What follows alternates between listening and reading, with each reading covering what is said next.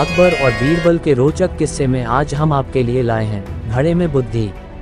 इस कहानी में आप जानेंगे कैसे बीरबल अपनी चतुराई से श्रीलंका के राजा को घड़े में बुद्धि भरकर भेज देता है। दोस्तों, एक बार श्रीलंका के राजा ने अपने दूत को राजा अकबर के दरबार में भेजा और उससे कहा कि वह राजा अकबर से कहे कि हमें एक घड़े में बुद्धि भरकर भेज दें। दूत ने अपने राजा के कहे अनुसार अकबर से कहा, महाराज, आपके महल में बहुत से बुद्धिमान लोग अपनी बुद्धिमत्ता के लिए विख्यात हैं, इसलिए हमारे महाराज ने आपके महल से एक घड़े में बुद्धि मांगी है। दूत की ये बात सुन महल में बैठे सभी मंत्री और राजा दूत को आश्चर्य से देखने लगे और पूरे दरबारी और मंत्री एक दूसरे से बातें करने लगे कि ये कैसा निर्देन है। इतने में राजा अकबर ने दूत से कहा, क्या श्रीलंका के राजा हमें पागल बनाना चाहते हैं? ऐसा कैसे हो सकते हैं? घड़े में बुद्धि कैसे जा सकती है? राजा अकबर की बात सुनकर बीरबल बोले, महाराज, हम घड़े में बुद्धि भेज देंगे मगर उसमें कुछ समय लगेगा। दूत ने कहा, ठीक है, हम इंतज़ार कर लेंगे, लेकिन बुद्धि घड़े में ही देनी पड़ेगी। बीरबल ने घर जाकर अपने सेवक से छोटे मुंह वाले घड़े लाने को कहा। सेवक 1 दर्जन घड़े लेकर आ गया। फिर उन्हें ऐसे खेत में ले जाया गया जहां पर कद्दू लगे थे।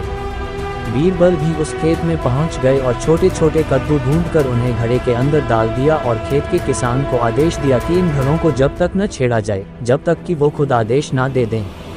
कुछ दिनों बाद बीरबल से बुद्धि के घड़े के बारे में पूछा गया तो बीरबल ने कहा, महाराज, अभी घड़ों में बुद्धि भरने में कुछ सप्ताह का समय और लगेगा, जब तक घड़े में बुद्धि अच्छी तरह भर जाएगी। कुछ सप्ताह बाद बीरबल घड़े की जांच करने गए तो उन्होंने देखा कि कद्दू अब बिल्कुल घड़े के आकार के हो चुके हैं। तो बीरबल ने अपने सेवक से सावधानीपूर्वक उन घड़ों को पौधों से अलग करने के लिए कहा और उन्हें दरबार में पहुंचाने का आदेश दिया।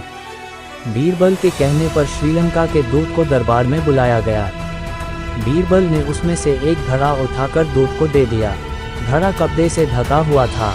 घड़ा देते वक्त बीरबल ने दूत से कहा, अपने महाराज से कहना कि बुद्धि निकाल कर हमारा घड़ा हमें ऐसे ही लौटा दिया जाए और वो कहीं से टूटे फूटे ना, नहीं तो बुद्धि का फल लाभकारी नहीं होगा।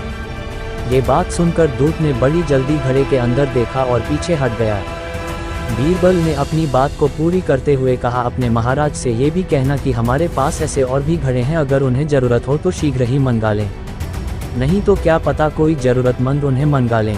दूत ने सोचा कि उसके महाराज को इन्हें ऐसी चुनौती नहीं देनी चाहिए थी, क्योंकि बीरबल ने उन्हें अपनी बुद्धि द्वारा पराजित कर दिया था। ये सोचते हुए दूत ने चुपचाप घड़ा उठाया और वहाँ से चला गया।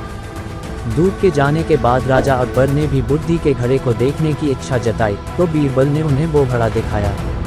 घड़ा देखते ही राजा हंस पड़े क्योंकि उसके अंदर कद्दू था।